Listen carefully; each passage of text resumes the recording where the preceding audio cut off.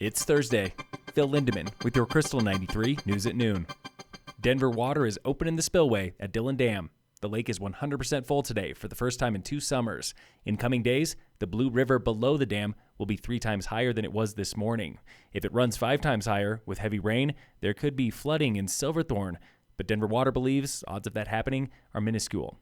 Heavy runoff and consistent rain this May and June are propping up the entire Denver water system. 10 reservoirs serving 1.5 million people are 96% full today. That is 7% better than last year, even better than the historic average for mid-June. The suspect in a mass shooting at Club Q in Colorado Springs is expected to strike a plea deal. 5 people were killed and 17 wounded when Anderson Aldrich reportedly opened fire in the club this past November. Aldrich tells the AP recently, "I have taken responsibility for what happened. He most likely faces life in prison without parole." Colorado cuisine is making its prestigious debut in the Michelin restaurant guide. This from the Denver Post. Colorado was just the 6th place in the U.S. recognized by Michelin, and only the 8th in North America. Anonymous inspectors have already been to restaurants in Vail, Beaver Creek, Aspen, and Snowmass, plus Denver and Boulder. No mention of Summit County yet.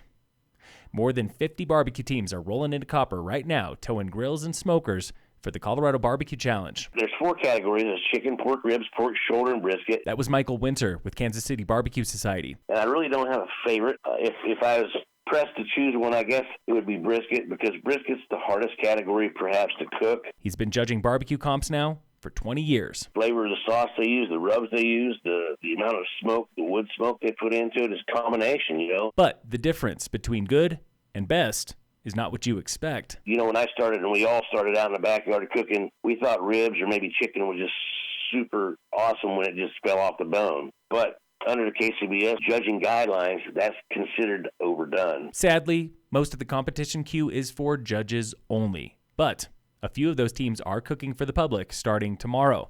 Check it out at Copper. Local fire danger remains low today in Summit with no fire restrictions. In sports, the Rockies lost to the Red Sox last night 6-3. Today, the Rockies open a weekend series with the Braves at 5:20. Right now in downtown Denver, it's the Nuggets Championship Parade. Hundreds of thousands of people have crowded the streets. And in local sports, brought to you by Cassandra Schultz and Associates with American Family in Dillon, yesterday was race 3 of the Summit Trail Running Series on ZL and Tom's Baby, where young Kane Steinweg was again the fastest on the short course, winning his 3rd race in a row to remain undefeated. Jenny Wong took the women's title. Arthur Whitehead won the long course race, and Alicia Varga was right behind him in 2nd overall for back-to-back women's long course wins. Next race is Independence Day 10K on July 4th.